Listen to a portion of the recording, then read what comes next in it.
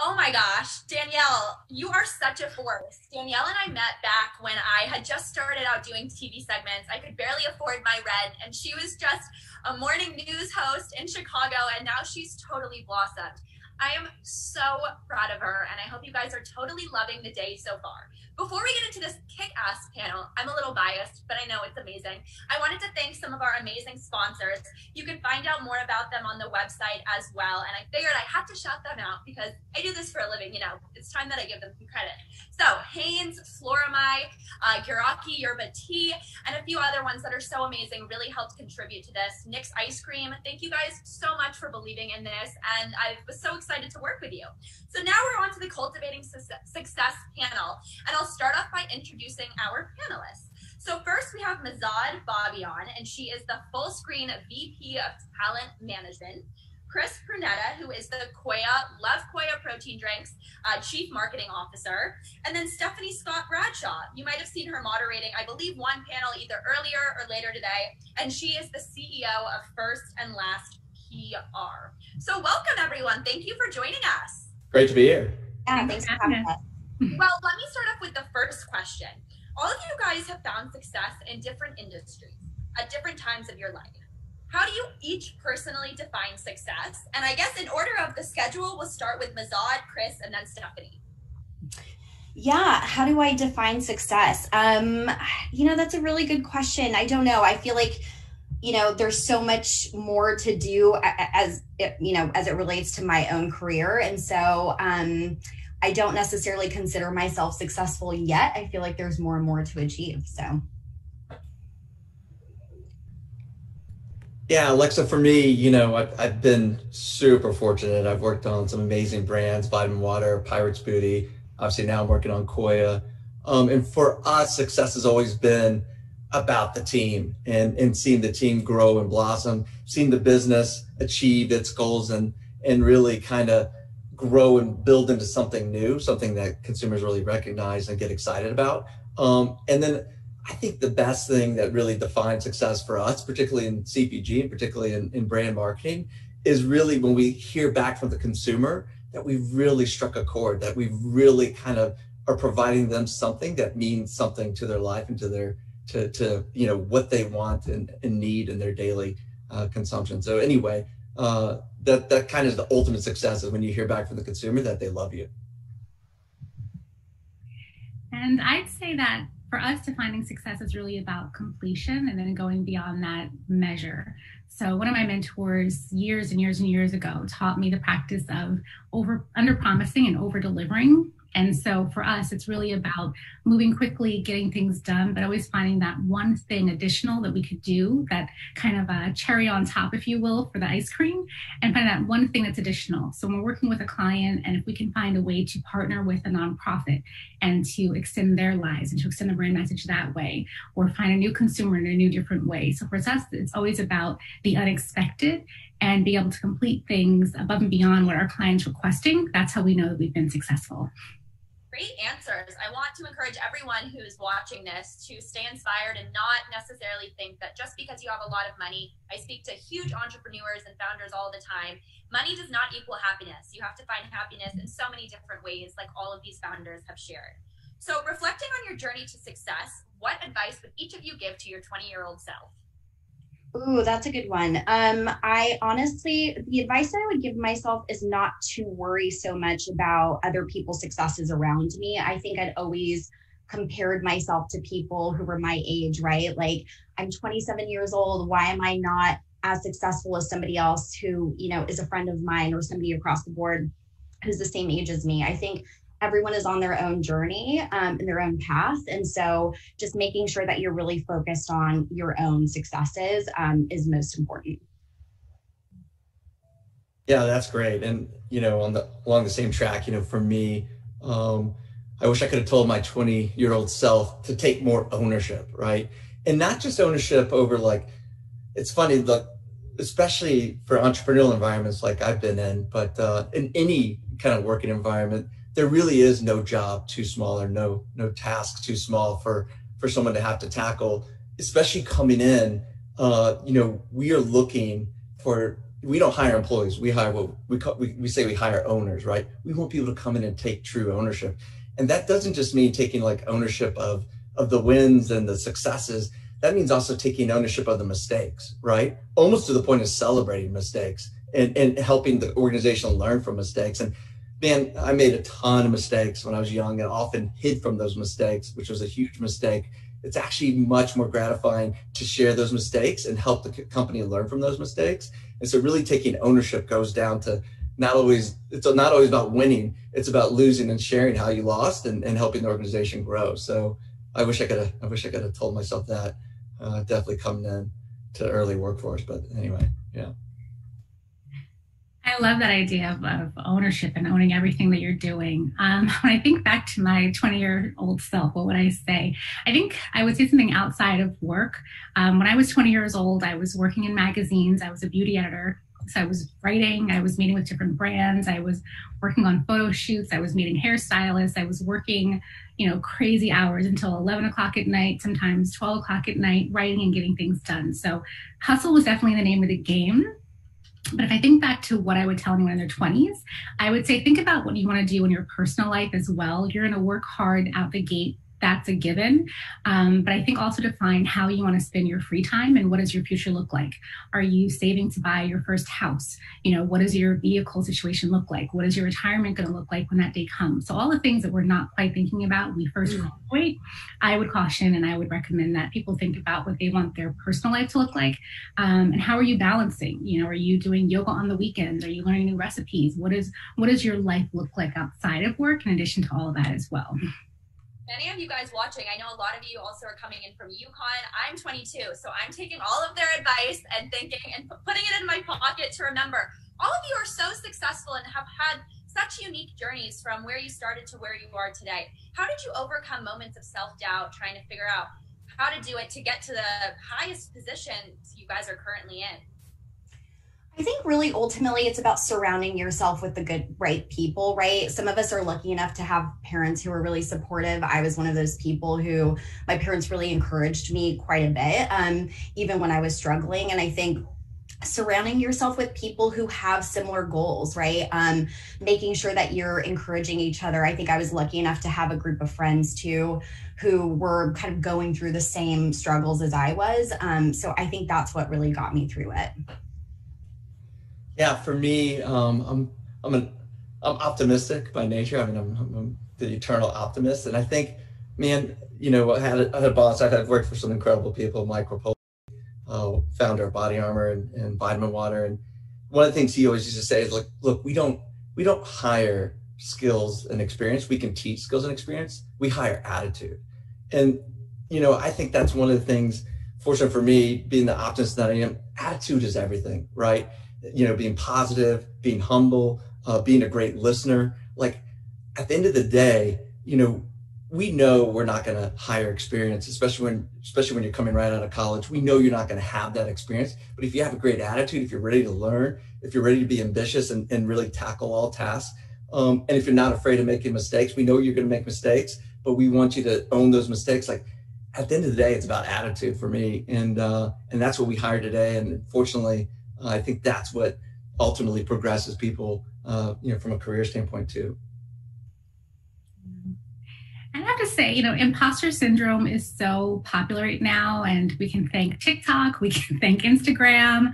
I know a lot of times people think publicists are very outspoken and, we're very in front. I'm the opposite. I'm a little shy when it comes to that. And when it comes to social, I'm much more comfortable in back of the camera and producing things. So I think really what helps me stay on track is kind of knowing who I am, listening to that inner voice, that inner gut, what I really want to do, and not compare myself to what my neighbor is doing or somebody else, because ultimately it doesn't matter. Ultimately, it's about what I want to achieve. It's about how I define success and how I want to go out there and get it. So looking at somebody else and trying to play catch up is not going to help me do that. Me defining my own goals, setting my own path, and then getting out there, lacing up those sneakers and getting it done, that's what's going to make me successful. And that's what I try and stay focused on. Trust your gut. I can't preach it enough. There's nothing more important than everyone has that inner intuition that can kind of lead you towards your dream job or knowing what you want to do for an internship. Just trust it. I can almost guarantee every single one of you throughout your different careers up until now has picked up some different habits. So Mahzad, starting with you, what is one habit that you feel like has really helped your professional life? Oh, a habit. Let's see. I mean, I can talk about a habit that I've actually picked up during quarantine, truly. That's helped me quite a bit, which I didn't really, one thing that Stephanie had said earlier really struck a chord with me was really thinking about your personal life. And that's something that I didn't do much of until I went into quarantine, was really thinking about just getting exercise and taking care of myself and eating healthy and all of that. That is something that is extremely important. And I've seen the difference in my work now because of that. And so that's a habit that it's a newer habit, but it's an important habit that now I'm going to carry on with me throughout my career. Yeah, that's great. That is one of the, I think, silver linings in COVID era is I think we're all finding real balance and appreciating kind of that work-life balance and how one feeds the other. Absolutely. For me, I think a trait that's really, really important is curiosity, staying curious. Like I think it's an upper management trait, to be quite honest. It's the people who always want to learn more, and yeah, in your job, you have responsibilities that kind of keep you in your lane. But if you can stay curious and always learn everything you can about every part of the business and how those pieces work together, I think that's really, really important. That state of curiosity really helps you grow and helps you understand the rest of the organization, the people you're working with. And understanding the people you're working with is really, really meaningful. So anyway, I really encourage everyone to stay curious no matter what discipline or part of the business you choose to focus on. And Chris, I love what you said too about making mistakes. That's so important. Yeah. Yeah. I've shared two different habits that I've picked up along my career, and they've been helpful. One is for me personally, and then one is for the team. So one thing that I've always had is a definite cutoff from work and life, much to what Mahzad was saying. So I have a separate work cell phone and I have a separate personal cell phone. And that also helps me just prioritize and kind of distinguish between the text messages and the phone calls that may come in. We also have a certain time that our work phones are cut off. So after 6 o'clock, our office phones don't ring. Emails were available, but it just helps to make sure that we're not overextending ourselves. And we have an intern this semester who was turning in work at like 10 o'clock at night. And I had a talk with her this week and said, don't do that. No one else is working. We don't expect that from you. So know when to turn it off. And then for the team, I've always been a great note taker. Maybe it's the journalist in me that's like still there, but I always take really great notes for myself. I also put it into our project management tracker. And that way anyone on the team knows that they can rely on me for any follow-ups or anything that needs to happen. And our clients have grown to trust me as well from that. So I'd say definitely developing great habits with notes and sharing those with your team, and then also knowing when to cut things off for yourself as well. By the way, can I jump in, Stephanie? I think that's such a great example to set for your team. I think it's so important because they're going to look at you, right, to follow suit. And that's something that we've implemented too, where it's like from 1 to 2 o'clock, we're not going to set any meetings, because I think especially with working from home, there has been no delineation, right, between work and personal life. And so it's really making sure that you keep those lines clean for the team to say, hey, like, here's an hour, go do whatever you want, go on a run, go exercise, go eat your lunch, right? Catch up on emails to make sure that everyone's feeling sane. So I think that's a really great thing that you're doing for your team. Thank you. I read an article in Forbes that there's a CEO, I forget the company, but he takes a nap like every day, and I'm envious. We're not there yet. That might be taking it a little too far, but yeah. But he does like a 20-minute nap just to refresh himself. And he says the same thing that you were saying. You just feel so much more centered and so much more focused. So just taking that time out for yourself, you just don't feel like you're on that, that wheel, that constant wheel that's happening, that hamster wheel. So it's great. Absolutely. Answers. We're gonna kick it off into the Q&A. So we're gonna start with it's actually on my phone. Someone asked all of you guys, what is the feeling of success like? How do you kind of define it, and what does success mean to each and every one of you? A nap. Can I just yeah, when you can take a 20-minute power nap, that is success. For me, it's really when my clients have successes. I'm a talent manager. I represent a group of clients who, you know, when they have their individual successes, when I see that they're really excited about a deal that's been, you know, has happened, or a book that's being released, or anything like that has been, you know, if they're feeling success, I'm feeling it too. You know, you know, obviously success, you start to manage people. And for me, one of the greatest and the most gratifying things is to see my team proudly achieve their goals, right? And it's funny because I'll have to tell you that what brought me to success, taking ownership, being maniacal, taking initiative, like all of those things actually, and this is kind of notes for the future, you actually have to turn off when you become a leader, right? Because now you've got to empower people to take ownership. You have to empower people to take initiative. You've got to help people by knocking down barriers and helping them progress on versus holding on to it. I was a horrible manager when I first became a manager because I wouldn't let go. I got fired from my first manager job because I didn't empower my team. But now as a manager, my success isn't my success. My success is seeing my people succeed and seeing my team overcome hurdles. And that, I'm telling you, there's nothing more gratifying than that. It's like having kids. You know, when you get so proud when they achieve their goals and their initiatives. So that's where success is aligned for me now. Yeah. I tend to echo that. It's great to be able to see your team flourishing and not have to kind of manage them or micromanage what they're doing, and instead know that they can interface with clients one-on-one, and they can run projects without you, and you don't have to worry about those things. So that's it. And I was jokingly saying taking a nap. In addition to my day job, I'm also a wife. I'm also a bonus mom to 2 boys. So success for me is being able just to relax on a weekend and just have some quiet in that time.